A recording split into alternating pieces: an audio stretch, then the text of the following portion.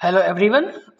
आज हम लोग बात करने वाले हैं problem of scarcity and choice की कि इकोनॉमिक्स में आखिर ये problem of scarcity and choice क्या होती है, स्कार्सिटी का मीनिंग क्या है, कैसे कंज्यूमर अपनी चॉइस कंफर्म करता है, किस तरीके से अपनी चॉइस बनाता है।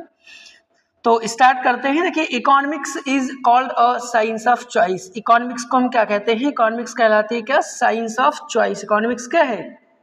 साइंस ऑफ चॉइस है। क्यों कहा जाता है इकोनॉमिक्स को कि एक साइंस ऑफ चॉइस है? The reason is very simple. Reason बहुत आसान सा है, क्योंकि अगर आपने इसके पहले कहीं पढ़ा है कि सेंट्रल इकोनॉमिक प्रॉब्लम्स क्या होती हैं, सेंट्रल इकोनॉमिक प्रॉब्लम्स क्यों अराइज होंगी, तो आपको चॉइस क्या होती है, स्कैर्सिटी क्या होती है, आपको पता होगा। तो आगे चलते हैं। ह्यूमन वांट्स और अनलिमिटेड। जो प्रॉब्लम ऑफ स्कार्सिटी या चॉइस है, उसका जो पहला रीजन है वो क्या है कि ह्यूमन वांट्स और अनलिमिटेड। जो हम ह्यूमंस की वांट्स जो डिजायर्स होती हैं वो कैसी होती हैं? अनलिमिटेड होती। Means people always want more goods and services। As a human हम हमेशा कोशिश करते हैं कि हम ज़्यादा से ज़्यादा गुड्स एंड सर्विसेज क्या करें? कंज्यूम करें, इनका इस्तेमाल करें। देखिए, ह्यूमन वांट्स और डिजायर्स के बारे में एक बहुत अच्छी बात है कि ये कैसी होती हैं? अनलिमिटेड होती हैं, ये असीमित होती हैं कि अगर किसी इंसान की कोई एक वांट या नीड पूरी हो गई है तो दूसरी वांट या नीड जन्म ले लेती है, दूसरी वांट या नीड फिर से क्रिएट हो जाती है। तो ह्यूमन वांट्स कभी भी न खत्म होने वाली होती हैं, ये अनलिमिटेड होती हैं। अगर एक वांट फुलफिल हुई है तो दूसरी तुरंत क्रिएट हो जाती है। और दूसरा रीजन क्या है कि रिसोर्सेज आर लिमिटेड। जो रिसोर्सेज हम इस्तेमाल करते हैं, जो संसाधन हम इस्तेमाल करते हैं, किसके लिए? इन्हीं अपनी अनलिमिटेड रिसोर्सेज को पूरा कर, अनलिमिटेड वांट्स को पूरा करने के लिए। किसको? भाई, जब हम अपनी अनलिमिटेड वांट्स फुलफिल करेंगे तो उन अनलिमिटेड वांट्स को पूरा करने के लिए हमें कुछ रिसोर्सेज की नीड पड़ेगी, रिसोर्सेज की जरूरत होगी। वो रिसोर्स कैसे होते हैं? लिमिटेड इन नेचर होते हैं या स्केर्स इन नेचर होते हैं। जैसे कि लैंड है, लेबर है, कैपिटल एंटरप्रेन्योरशिप है, are not enough to satisfy all wants. Means जो फैक्टर्स ऑफ प्रोडक्शन है या जो रिसोर्सेज हैं जिनका इस्तेमाल करके हम अपनी अनलिमिटेड वांट्स को पूरा करते हैं, ये रिसोर्सेज इनफ नहीं है। इन रिसोर्सेज की इतनी अवेलेबिलिटी नहीं है कि ये हमारे सारी वांट्स को फुलफिल कर सकें या हमारी सारी वांट्स को सेटिस्फाई कर सकें। ये दो रीज़न हैं जिसकी वजह से स्कार्सिटी और चॉइस जैसी प्रॉब्लम्स क्रिएट होती है। एक कौन सी है? Unlimited wants and desire, unlimited wants या फिर नीड्स। और दूसरा क्या है? Resources are limited. रिसोर्स कैसे होते हैं? लिमिटेड होते हैं। दोनों पॉइंट्स वैसे आपने सेंट्रल इकोनॉमिक प्रॉब्लम में भी पढ़ा होगा। आगे क्या है? This mismatch creates the fundamental problem of scarcity. क्या? ये जो मिसमैच है, क्या? Mismatch creates the fundamental problem of scarcity. जब मिसमैच होता है इन दोनों के बीच में, कौन से दोनों? अनलिमिटेड वांट्स के बीच में और लिमिटेड रिसोर्सेज के बीच में जब कोई मिसमैच होता है तो प्रॉब्लम क्रिएट होती है। किसकी? Problem of scarcity. क्यों?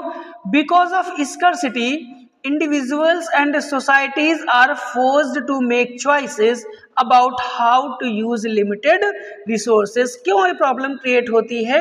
क्योंकि स्कार्सिटी की सिचुएशन में जो इंडिविजुअल्स है या जो सोसाइटीज है, फोर्स्ड टू मेक चॉइसेस, है ना, उन्हें क्या करनी पड़ती है? चॉइस करनी पड़ती है कि वो अपने उन्हीं लिमिटेड रिसोर्सेज का किस तरीके से इस्तेमाल करें या उस रिसोर्स का कहाँ पर इस्तेमाल करें और कहाँ पर इस्तेमाल ना करें, हमें चूज करना पड़ता है। Because of their is a mismatch between the limited resources and the unlimited wants.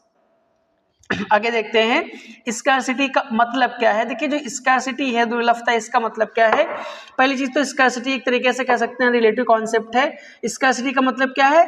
Scarcity means that available resources are not enough. Scarcity का मतलब क्या है कि जो अवेलेबल रिसोर्सेज हैं वो पर्याप्त नहीं है, उनकी इनफ या एडुकेट अवेलेबिलिटी नहीं है to produce all the goods and services required to satisfy human wants।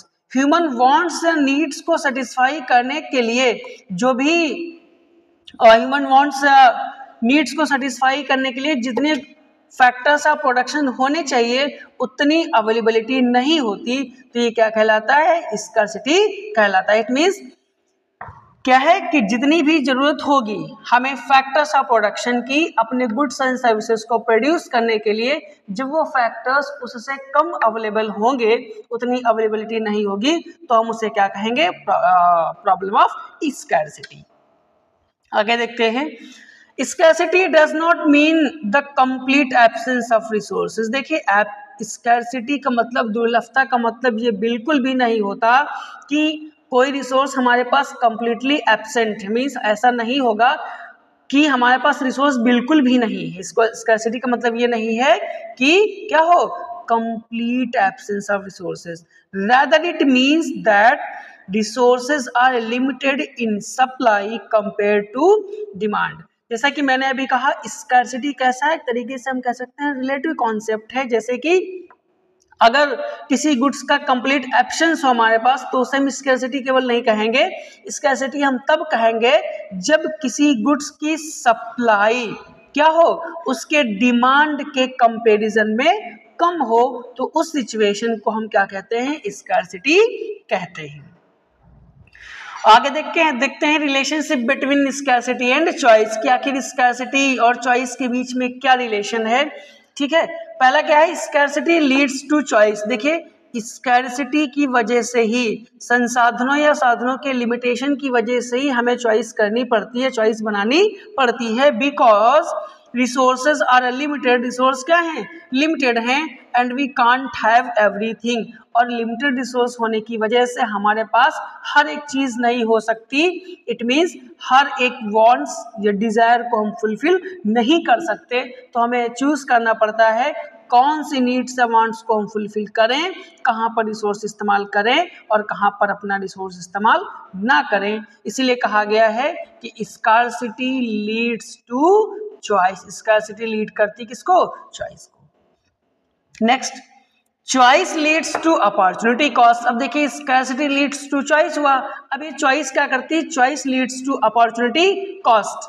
Opportunity cost क्या होती है, इसके लिए हमने एक अलग से वीडियो अपलोड कर रखा है, आप वो वीडियो देख सकते हैं। Every decision to use resources in one way means giving up another use. It means जैसा कि मैंने अभी कहा कि हमारे पास क्या है, लिमिटेड रिसोर्स हैं। सपोज कि हमारे पास एक रिसोर्स ये ए है, इसका इस्तेमाल हम कई जगहों पर कर सकते हैं, अल्टरनेटिव यूजेस हैं। इसका इस्तेमाल हम एक्स जगह पर भी कर सकते हैं, वाई पे भी कर सकते हैं, और सपोज हम जेड पे भी कर सकते हैं। बिकॉज ऑफ रिसोर्स हमारे पास एक ही रिसोर्स है, अब इसके 3 अल्टरनेटिव यूजेस हैं, तो हम तीनों जगहों पर तो एक साथ इस्तेमाल नहीं कर सकते। इन तीनों में से कहीं एक जगह पर ही इसका हम एक समय में इस्तेमाल कर सकते हैं। सपोज हमने वाई की जगह पर इसका इस्तेमाल किया, मीन्स वाई में रिसोर्स का इस्तेमाल किया, तो बाकी के जो 2 ऑप्शन है एक्स और जेड, ये हमें छोड़ने पड़ेंगे। इट मीन्स क्या है कि every decision to use resource in one way means giving up another use. तो जब हम इसका इस्तेमाल वाई की जगह पर कर रहे हैं, इसका मतलब एक्स और जेड की जगह पर हमें गिव अप करना पड़ेगा, वहां पर हम इसका इस्तेमाल नहीं कर सकते। तो क्या कहलाता है, choice leads to opportunity cost. Means choice की वजह से ही अपॉर्चुनिटी कॉस्ट का कॉन्सेप्ट आएगा। अपॉर्चुनिटी कॉस्ट का कॉन्सेप्ट आता है, हमको उस हिसाब से अपने रिसोर्स को इस्तेमाल करना होता है। This is why economics is defined as the study of how people make choices under scarcity. और जो इकोनॉमिक्स का सब्जेक्ट मैटर है, फाइनली हम ये कहते हैं कि इकोनॉमिक्स क्या डिफाइन करती है, इकोनॉमिक्स ये डिफाइन करती है as the study of how people make choices, कि किस तरीके से लोग आखिर चॉइस करते हैं under scarcity. Means scarce resources के साथ साथ लोग किस तरीके से अपनी चॉइस को मेंटेन करते हैं, कैसे चॉइस करते हैं कि कहाँ पे पैसा खर्च करें, कहाँ पे रिसोर्स इस्तेमाल करें या ना करें। ये सब कौन बताता है, इकोनॉमिक्स डिफाइन करती है। तो आई होप आपको concept of scarcity and choice समझ में आया होगा। अगर आपको कॉन्सेप्ट समझ में आया है तो वीडियो को लाइक और चैनल को सब्सक्राइब करना मत भूलिएगा। Thank you.